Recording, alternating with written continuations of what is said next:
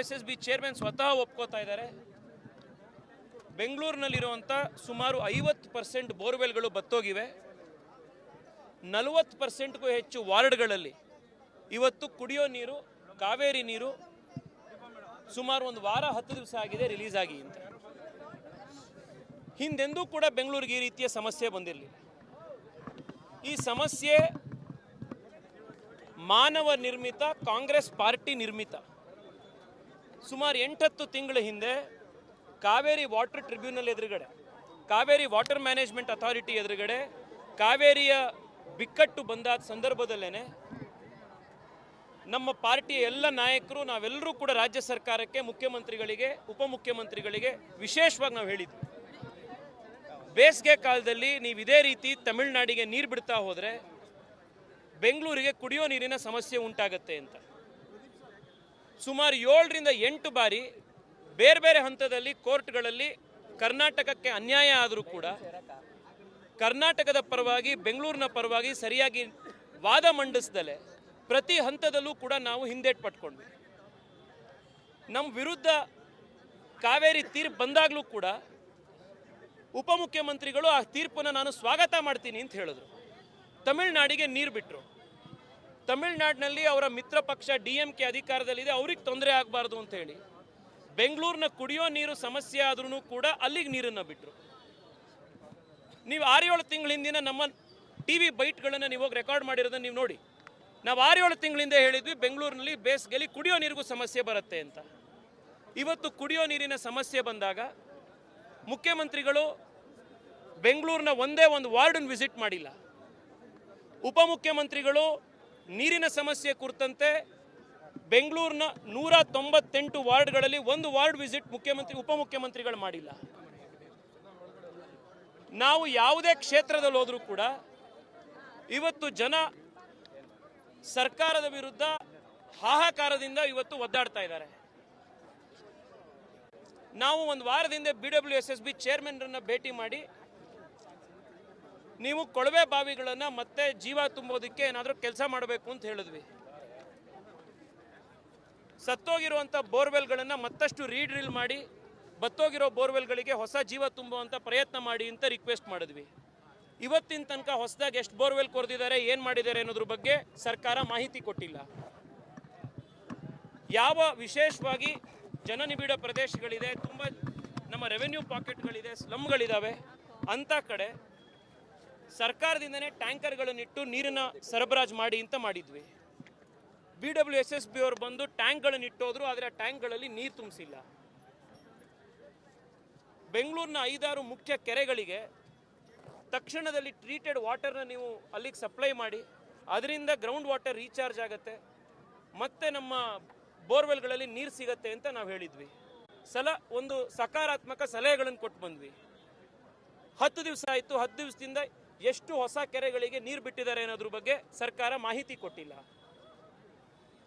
ಹೊಸದಾಗಿ ನಾವು ಬೋರ್ವೆಲ್ಗಳನ್ನು ಪ್ರತಿ ವಾರ್ಡಲ್ಲಿ ಕೊರಿತೀವಿ ಎಂದಿದ್ರು. ಎಷ್ಟು ಬೋರ್ವೆಲ್ಗಳನ್ನು ಎಷ್ಟು ವಾರ್ಡಲ್ಲಿ ಕೊರೆದಿದ್ದಾರೆ ಅನ್ನೋದ್ರ ಬಗ್ಗೆ ಮಾಹಿತಿ ಇಲ್ಲ.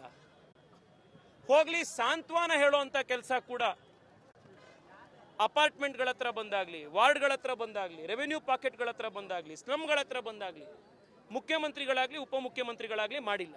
25 MPಗಳು ಅನುದಾನ ತರುವಂತಹ ಯಾವುದೇ ಯೋಗ್ಯತೆ ಇಲ್ಲ, ಈ ಕಪಟ ನಾಟಕ ಮಾಡ್ತಿದ್ದಾರೆ ಅಂತ DK ಶಿವಕುಮಾರ್ ಹೇಳ್ತಿದ್ದಾರೆ. ಸರ್, ಬೀದಿಲಿ ನಿಂತ್ಕೊಂಡು ಕಪಟ ನಾಟಕ ಮಾಡ್ತಿದ್ದೀರಾ ಅಂತ. ಕುಡಿಯೋ ನೀರು ಕೊಡೋಕ್ಕೆ ತಾಕತ್ತಿಲ್ದಲೇ ಇರೋ ಸರ್ಕಾರ ಇವತ್ತು MPಗಳಿಗೆ ಇನ್ನೊಬ್ಬರಿಗೆ ಕತೆ ಹೇಳ್ತಾ ಇದೆ. ಕಾವೇರಿ ನೀರನ್ನು ತಮಿಳುನಾಡಿಗೆ ಕೊಡಿ ಅಂತ ನಾವು ಹೇಳಿದ್ವಾ? ಸರ್ಕಾರದ ವಿರುದ್ಧ, ಕರ್ನಾಟಕದ ವಿರುದ್ಧ ತೀರ್ಪು ಬಂದಾಗ ಇದನ್ನು ನಾನು ಸ್ವಾಗತ ಮಾಡ್ತೀನಿ ಅಂತ ನೀವು ಹೇಳಿದ್ದು, ಕರ್ನಾಟಕದ MPಗಳು ಹೇಳಿದ್ದು. ಕೇಂದ್ರ ಸರ್ಕಾರ ಕರ್ನಾಟಕದ ಪರವಾಗಿ ಕಾವೇರಿ ವಿಚಾರದಲ್ಲಿ ನರೇಂದ್ರ ಮೋದಿ ಸರ್ಕಾರ ಪ್ರತಿ ಸಂದರ್ಭದಲ್ಲಿ ಅಫಿಡವಿಟ್ ಹಾಕಿರುವಂಥದ್ದು ನಮ್ಮೆಲ್ಲರ ಸಂಸದರ ಪ್ರಯತ್ನದಿಂದಾಗಿ.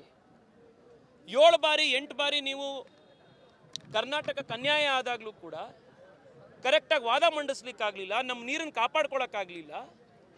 ಇವತ್ತು ನೀವು ಸಂಸದರ ಮೇಲೆ ಮಾತನಾಡುವಂಥ ರಾಜಕೀಯ ಮಾಡಕ್ಕೆ ಹೊರಟಿದ್ದೀರಾ.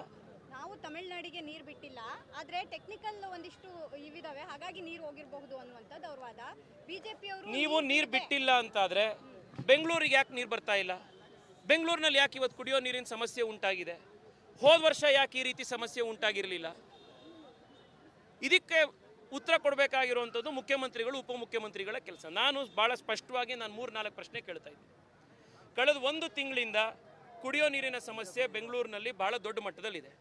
ಮುಖ್ಯಮಂತ್ರಿಗಳು ಬೆಂಗಳೂರಿನ ಎಷ್ಟು ವಾರ್ಡ್ಗಳಿಗೆ ಕಳೆದ 1 ತಿಂಗಳಲ್ಲಿ ಭೇಟಿ ಕೊಟ್ಟು ಸಮಸ್ಯೆ ಏನಿದೆ ಅಂತ ಹೇಳಿ ಆನ್ ಗ್ರೌಂಡ್ ಬಂದು ಅರ್ಥ ಮಾಡ್ಕೊಳ್ಳುವಂಥ ಪ್ರಯತ್ನ ಎಷ್ಟು ಕಡೆ ಹೋಗಿದ್ದಾರೆ, ಎಷ್ಟು ಸತಿ ಬಂದಿದ್ದಾರೆ? 0. ಕಳೆದ 15-20 ದಿವಸದಿಂದ ಈ ಸಮಸ್ಯೆ ಭಾಳ ದೊಡ್ಡ ಮಟ್ಟದಲ್ಲಿ ಉಲ್ಬಣಗೊಂಡಿದೆ. ಕಳೆದ 15 ದಿವಸದಲ್ಲಿ ಉಪಮುಖ್ಯಮಂತ್ರಿಗಳು ಬೆಂಗಳೂರಿನ ಯಾವುದಾದ್ರೂ ಏರಿಯಾಗೆ ಬಂದು ಅಲ್ಲಿನ ಶಾಸಕರ ಜೊತೆ ಮಾತನಾಡಿ, ಅಲ್ಲಿನ ಸ್ಥಳೀಯ ನಾಯಕರುಗಳ ಜೊತೆಗೆ, ಅಧಿಕಾರಿಗಳ ಜೊತೆಗೆ, ಜನರ ಜೊತೆಗೆ ಮಾತನಾಡಿ ಏನು ಸಮಸ್ಯೆ ಆಗಿದೆ, ಅದನ್ನು ಬಗೆಹರಿಸೋದು ಹೇಗೆ ಅನ್ನೋದ್ರ ಬಗ್ಗೆ ಮಾತನಾಡಿದಾರಾ? ಇಲ್ಲ.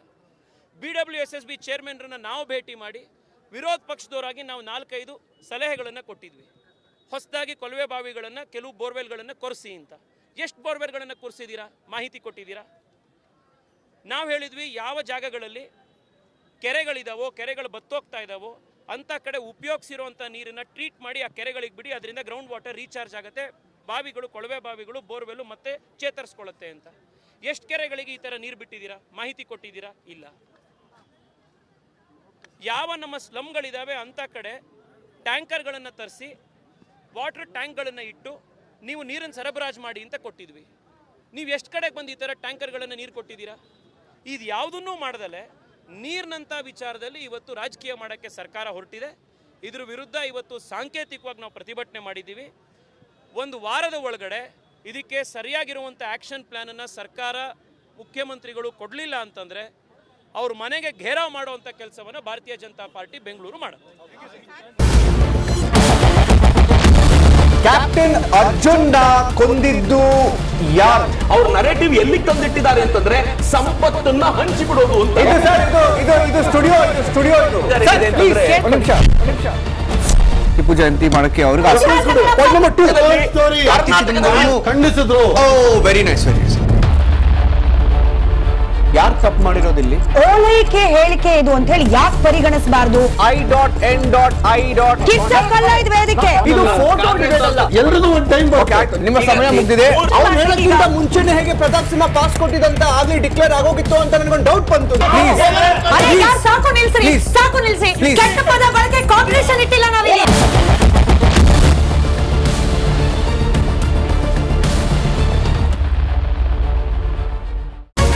ರಿಪಬ್ಲಿಕ್ ವರ್ಡ್ ಆಪ್ ಇದು ಕೇವಲ ಅಪ್ಲಿಕೇಶನ್ ಅಲ್ಲ, ಸಮಗ್ರ ಸುದ್ದಿಗಳ ಸಂಪರ್ಕ ಮಾರ್ಗಕ್ಕೆ ಕ್ರಾಂತಿಕಾರಿ ಬದಲಾವಣೆ.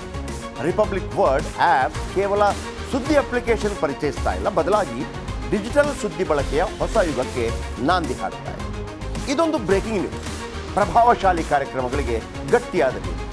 ಇಲ್ಲಿ ಕೇವಲ ತಾಜಾ ಸುದ್ದಿ, ಅದರ ನೇರ ಪ್ರಸಾರ ಮತ್ತು ಚರ್ಚೆಗಳಿಗೆ ಮಾತ್ರ ಅವಕಾಶ.